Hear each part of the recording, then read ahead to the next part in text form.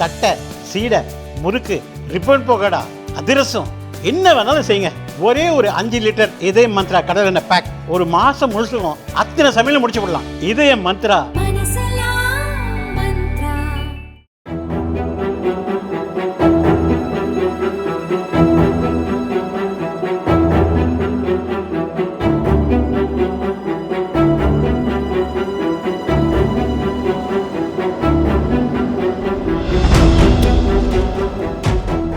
சர்வதேச அளவில் இந்தியாவால் தேடப்படும் மிகப்பெரிய பயங்கரவாதி என்றால் அவன் மசூத் அசார் தான்.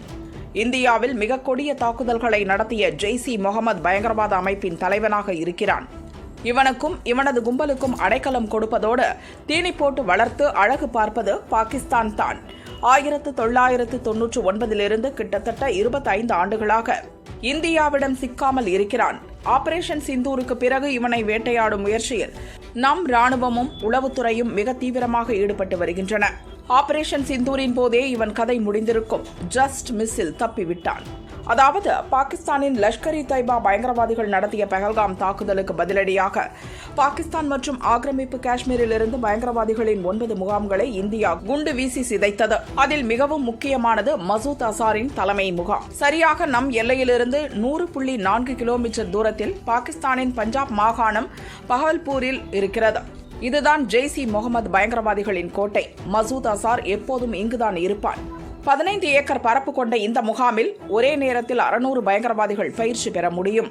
இவ்வளவு முக்கியமான முகாமை இந்தியா துல்லியமாக ஏவுகணை வீசி அடித்தது. கட்டுமானங்கள் பல 100 துண்டுகளாக சிதறின.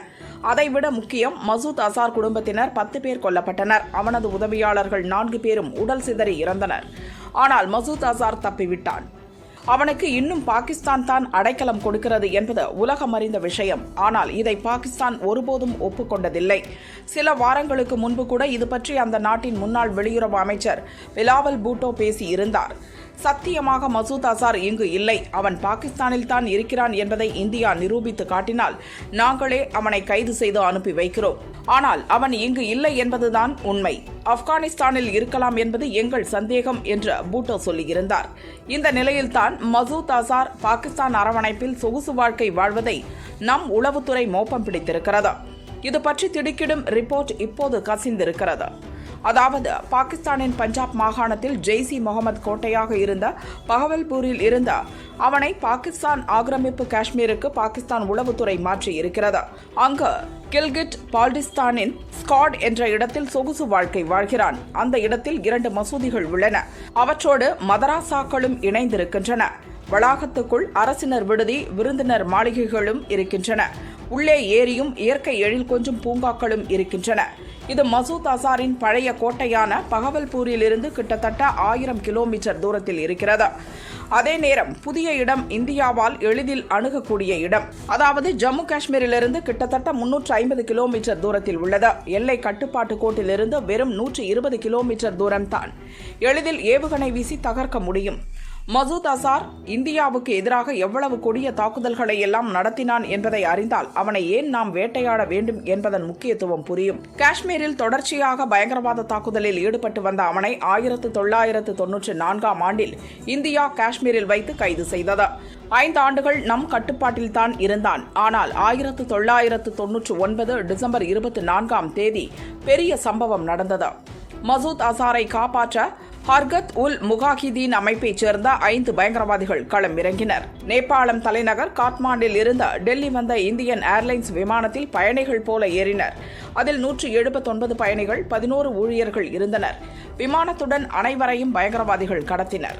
பைலட்டுகளை மிரட்டி அமிர்தசரஸ், லாகூர், துபாய் என விமானத்தை கடத்திச் சென்றனர். இறுதியாக ஆப்கானிஸ்தானில் அப்போது தாலிபான்கள் கட்டுப்பாட்டில் இருந்த காந்தஹாருக்கு விமானம் சென்றது. விமானத்திலேயே பயணி ஒருவரை குத்தி கொலை செய்தனர். மற்ற எல்லா பயணிகளையும் பிணை கைதிகளாக பிடித்தனர். அவர்களை விடுவிக்க வேண்டுமென்றால் அதற்கு பதில் இந்திய சிறையில் இருக்கும் மசூத் அசார் உள்ளிட்ட பயங்கரவாதிகளை விடுவிக்க வேண்டும் என்று நிபந்தனை விதித்தனர். இந்தியாவுக்கு வேறு வழி இல்லை. பயணிகளை மீட்பதற்காக அவர்கள் கேட்ட பயங்கரவாதிகளை ரிலீஸ் செய்தனர். மசூத் அசாரும் விடுதலையானான். அடுத்த ஆண்டே பாகிஸ்தானில் வைத்து ஜெய்ஷ்-இ முகமது பயங்கரவாத அமைப்பை மசூத் அசார் நிறுவினான். அதன் தலைவனாகவும் செயல்பட ஆரம்பித்தான். அடுத்த ஆண்டே அதாவது 2001ஆம் ஆண்டில் டெல்லி பார்லிமென்ட்டில் தாக்குதலை நடத்தி அதிர வைத்தான். பார்லிமென்ட்டில் புகுந்த 5 பயங்கரவாதிகள் துப்பாக்கிச் சூடு மற்றும் குண்டுவெடிப்பு நடத்தினர். இதில் பயங்கரவாதிகளுடன் சேர்ந்து மொத்தம் 14 பேர் கொல்லப்பட்டனர். 2016இல் பத்தான்கோட் தாக்குதலை நடத்தினான். பத்தான்கோட் விமானப்படை தளத்துக்குள் புகுந்த ஜெய்ஸ் இ முகமது பயங்கரவாதிகள் துப்பாக்கிச் சூடு நடத்தினர். கையெறி குண்டுகளை வீசினர். இந்த தாக்குதலில் 14 பேர் இறந்தனர். அடுத்ததாக 2019இல் மிகப்பெரிய தாக்குதலை புல்வாமாவில் நடத்தினான். வெடிகுண்டு நிரப்பிய வாகனத்தை ராணுவ கான்வாய் மீது ஜெய்ஸ் இ முகமது பயங்கரவாதிகள் மோதவிட்டனர். இந்த கொடிய தாக்குதலில் நம் வீரர்கள் 40 பேர் கொல்லப்பட்டனர். 2000இல் ஜெய்ஸ் இ முகமது பயங்கரவாத அமைப்பை அவன் துவங்கிய காலத்தில் இருந்து இப்போது வரை தொடர்ச்சியாக காஷ்மீரில் தாக்குதல் நடத்தி வருகிறான். 1999இல் இந்தியா உயிர் பிச்சை போட்ட பிறகு அவன் நமக்கு எதிராக தீவிரமாக செயல்பட ஆரம்பித்து விட்டான். எனவேதான் அவனை வேட்டையாட வேண்டியது காலத்தின் கட்டாயமாக இருக்கிறது. மசூத் அசாரை இந்தியா மட்டுமல்ல ஐநாவும் பயங்கரவாதியாக அறிவித்துள்ளது. அவனை முறைப்படி பாகிஸ்தான் கைது செய்து இந்தியாவுக்கு நாடு கடத்த வேண்டும்.